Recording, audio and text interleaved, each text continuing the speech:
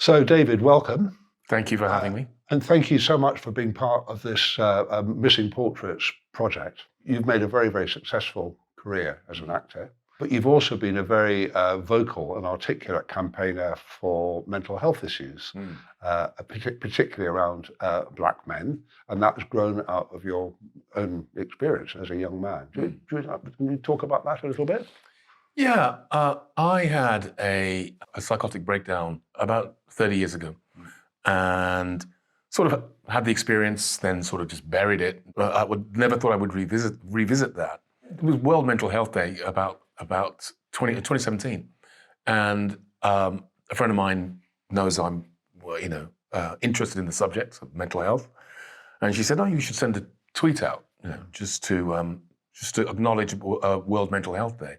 So I just had, I don't know why I did it. It was probably a case of oversharing.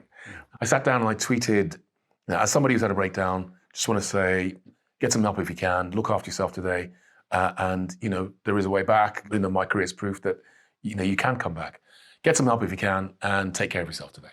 I remember because I was flying to America that afternoon to resume filming. So I kind of turned my phone off, flew to America. When I turned my phone back on and I got to the other side, more like 50,000 retweets. Wow. I sense again from reading your book that one of the things behind the breakdown was about identity. Who am I? What am I? A black man in a white world and so on. And you talk about that very clearly and very movingly in your book. Yeah. Somebody was saying to me the other day, where did that rocky identity, what are its roots? And you think about it from 5 years old, and you're continually being told to go back to where you came from. It's, mentally, I think that was already, I was sort of thinking, well, I just didn't understand that. Yeah, I come from the next door street. Exactly. So I can always remember as a kid thinking, when people would say that to me, just not understanding it. It was first, said to me very violently by, an older white guy who just told me to get the fuck out of his country. And that was really powerful because as a kid, I didn't understand what he meant. And it was the first time somebody had actually racially abused me in that way. I didn't even have the confidence to tell my parents. I was just sort of embarrassed and I didn't know what to do with that. I've just done this documentary on blackface and, growing up in the 60s and 70s when the black and white minstrels show was on the TV, growing up as a kid watching that, I was thinking, that's wrong. I knew it was wrong, but I couldn't articulate it. So there were no positive images of black people. There were very rarely any black people faces on television. So I really did grow up in this sort of white space. So trying to formulate a strong, confident self-image, I think was really difficult for me. So obviously you're called David Harewood. This place where we are now is Harewood. And how did discovering that connection, has that been part of that journey? It's become part of the journey and it's still actively part of my journey. I worked at West Yorkshire Playhouse many years ago and just noticed a sign for Harewood House and just thought randomly that, oh, that's a coincidence. It's the same name as me, not knowing at all the connection. And then again, through making documentaries, discovering that actually it was the reason why my name is Harewood. I was actually given my family tree, which was a very powerful moment and an emotional moment when you can see your dad's dad was born a slave.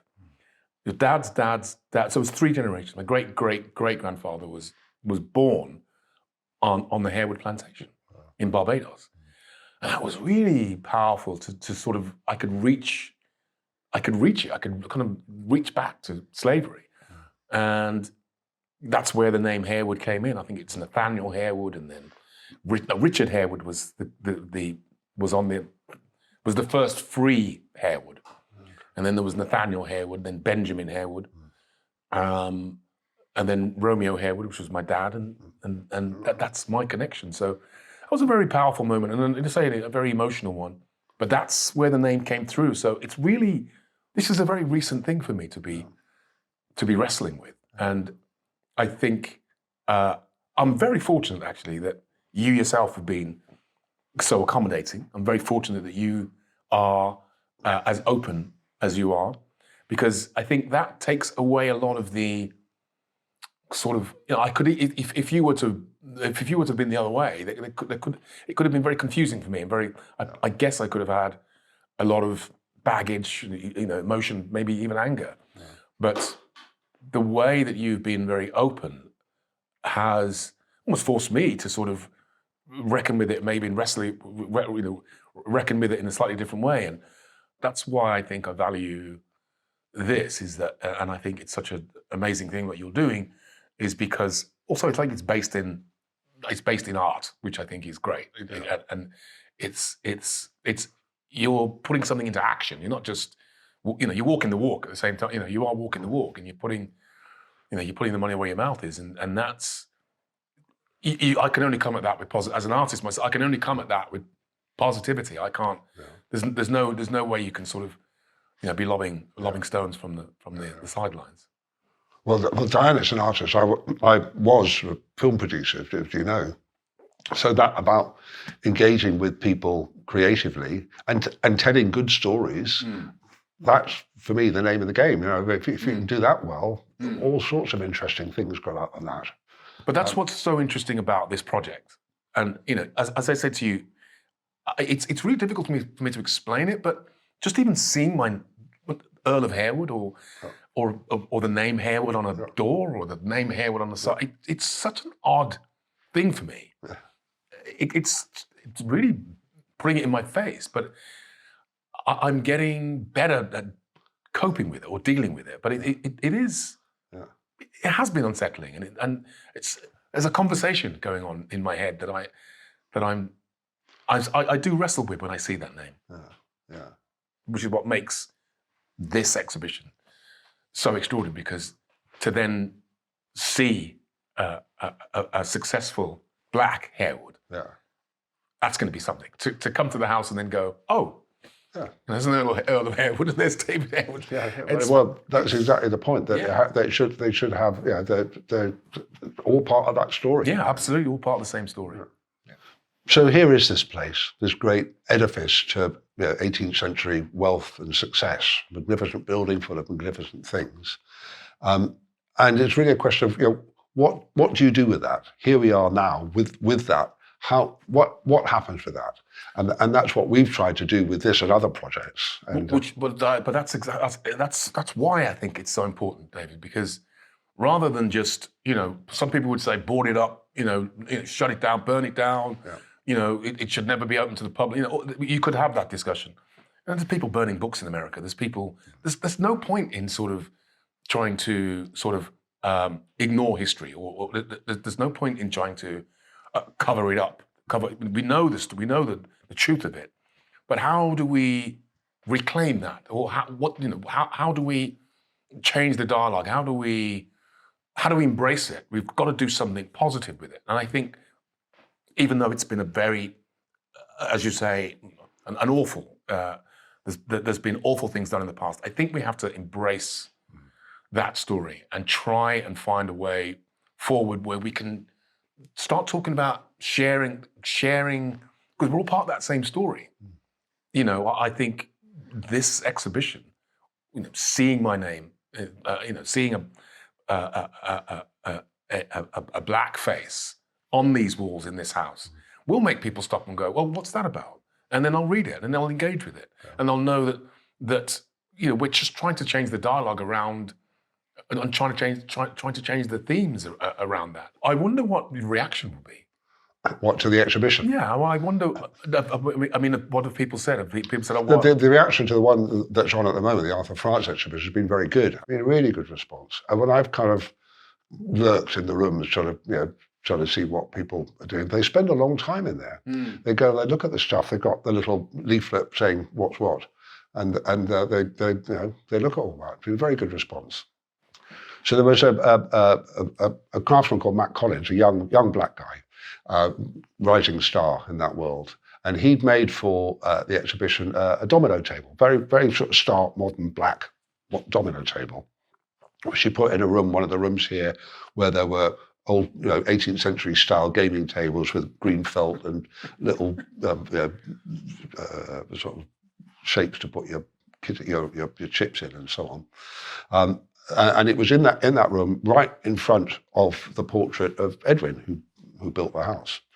And there's a wonderful image. Actually, Diane grabbed the two of them by the scruff of the neck, Mac and Arthur, brought them there and said, play dominoes now. And they did. There was a nervous moment. We weren't sure whether actually Matt knew how to play dominoes, but he did. He did.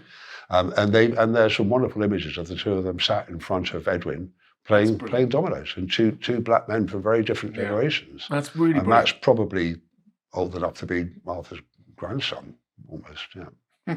But I think that's how you're recreating, rebirthing, remaking story. I think that's really fantastic. Using photography, using art, I think that's really great.